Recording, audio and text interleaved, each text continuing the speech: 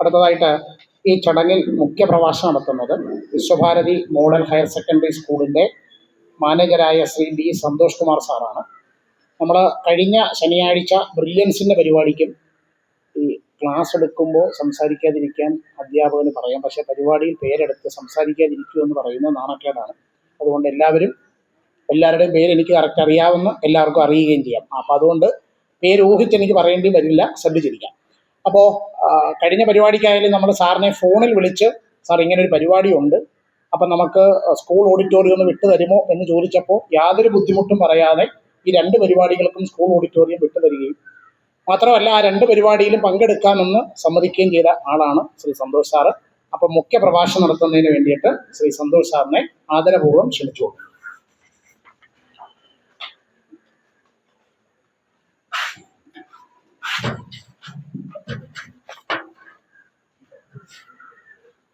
ഈ യോഗത്തിന്റെ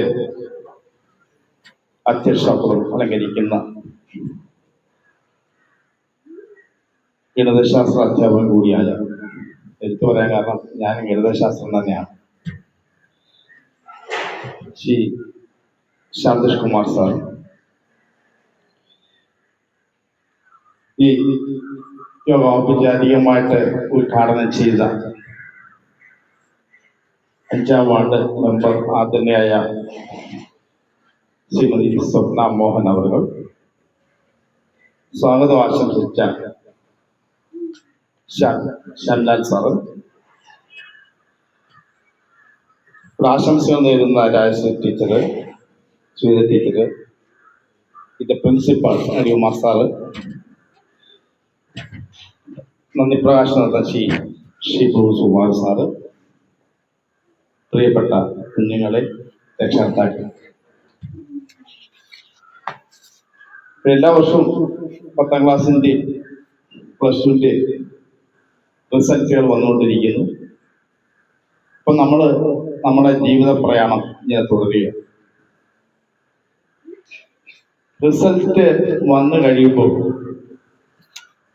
പല കുട്ടികളുടെ മനസ്സിൽ ഒരു ചിന്താഗതി വരാറുണ്ട്, കഷ്ടമായി പോയി, ഞാൻ കഴിഞ്ഞ വർഷം കുറച്ചുകൂടെ ശ്രദ്ധിച്ചിരുന്നെങ്കിൽ എനിക്ക് നല്ല രീതിയിൽ മുമ്പോട്ട് പോകാമായിരുന്നു എന്ന് ചിന്തിക്കുന്ന കുറെ കുട്ടികളുണ്ട്.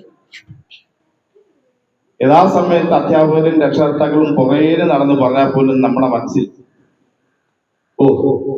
എന്നെ ഉപദേശിക്കാൻ വന്നിരിക്കുന്നു എന്നുള്ള ചിന്താഗതിയോടെ പോകുന്ന കുട്ടികളാണ്. പക്ഷെ റിസൾട്ട് വന്നു കഴിയുമ്പോൾ നമ്മൾ കരഞ്ഞിട്ട് യാതൊരു കാര്യമില്ല. ഞാനത് പറയാൻ കാരണം വെച്ചാല്, എന്റെ കൂടെ വർക്ക് ചെയ്തൊരു അവിടെ മോള് 10ാം ക്ലാസ്സിൽ ഫുൾ A+ ആയിരുന്നു. ഇതിന്റെ റിസൾട്ട് +2 റിസൾട്ട് വന്നു കഴിഞ്ഞപ്പോഴേ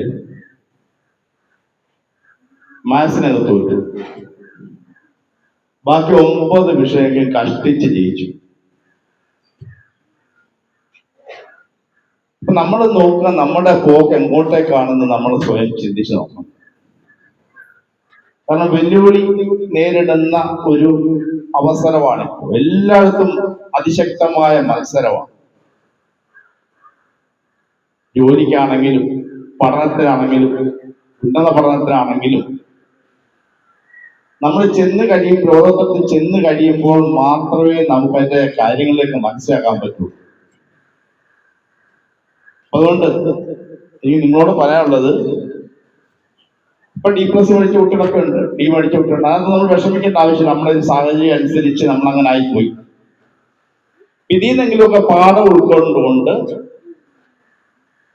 ഇനിയുള്ള തുടർ വിദ്യാഭ്യാസത്തിൽ നിങ്ങളുടെ അച്ഛൻ്റെ അമ്മയുടെ ഒക്കെ ഇഷ്ടത്തിനനുസരിച്ച്, അത് ആഗ്രഹമല്ല പറഞ്ഞത്, അവരുടെ ഇഷ്ടം, അവരുടെ ആ ഇഷ്ടത്തിനനുസരിച്ച് അവർ തരുന്ന ഉപദേശം. ഒരിക്കലും ഒരു അച്ഛനും അമ്മയും നിങ്ങളുടെ മക്കള് മോശക്കാരാകാൻ വേണ്ടി ഉപദേശിക്കത്തില്ല. അവരെ ഏറ്റവും നല്ല നിലയിൽ കാണാനാണ് നിങ്ങൾ അച്ഛനും അമ്മയ്ക്കും ഒക്കെ ആഗ്രഹം. അപ്പൊ ഇതൊക്കെ പറയുമ്പോഴ് നമുക്ക് ഒരുപക്ഷെ വിരസത അനുഭവപ്പെട്ടേക്കാം. എല്ലാവരും പറഞ്ഞതൊക്കെ തന്നെയാണല്ലോ എന്ന് വിരസത അനുഭവപ്പെട്ടേക്കാം. പക്ഷെ നിങ്ങളുടെ രക്ഷകർത്താക്കളുടെ സ്ഥാനത്തേക്ക് വരുമ്പോ നിങ്ങൾക്ക് ഇതിനെക്കുറിച്ചൊക്കെ ചിന്തിക്കാനായിട്ട് പറ്റും.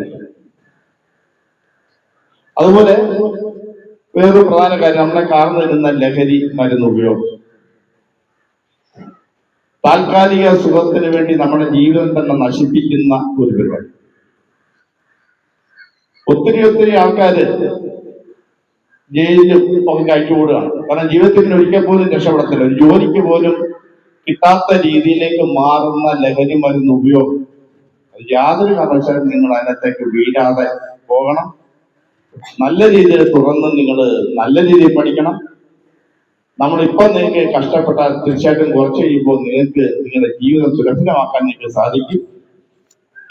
ശേഷം ഗ്രാൻഡ് മാസ്റ്റേഴ്സ് അക്കാഡമിയിൽ കുറെ പ്രഗത്ഭരായിട്ടുള്ള അധ്യാപകരാണ്. അർപ്പണബോധത്തോടെ ആത്മാർത്ഥത്തോടെ ക്ലാസ്സുകൾ കൈകാര്യം ചെയ്യുകയും ഡിസിപ്ലിനായിട്ട് കൊണ്ടുപോവുകയും ചെയ്യുന്ന അധ്യാപകരാണുള്ളത്. അവരുടെ നിർദ്ദേശങ്ങൾ അനുസരിച്ചും നിങ്ങളുടെ രക്ഷകർത്താക്കളുടെ നിർദ്ദേശം അനുസരിച്ചും ഇതുവരെയുള്ള തെറ്റുകൾ തിരുത്താൻ ഒരു സമയമാണ് ഈ നിങ്ങൾക്കുള്ളത്. പക്ഷെ ഇവിടെ നിങ്ങൾ തിരുത്തിയില്ലെങ്കിൽ പിന്നെ പറഞ്ഞിട്ട് യാതൊരു കാര്യമില്ല. എങ്ങും നിങ്ങൾക്ക് എത്തിച്ചേരാൻ പറ്റാത്തൊരു കണ്ടീഷനിലേക്ക് പിന്നെ നിങ്ങൾ സ്വയമേ വിലപിച്ചിട്ട് യാതൊരു കാര്യമില്ല. ഞാൻ പറഞ്ഞ മുമ്പേ കൊച്ചു 2 ദിവസമാണ് കടന്നത്. കരഞ്ഞുകൊണ്ട് ഫുൾ ടൈം 2 ദിവസം ജലപാനം പോലും കിടക്കേണ്ടി വന്നു. അപ്പം നമ്മള് പഠിക്കേണ്ട സമയത്ത് പഠിക്കാതെ റിസൾട്ട് നമുക്ക് അറിഞ്ഞിട്ട് യാതൊരു കാര്യമില്ല.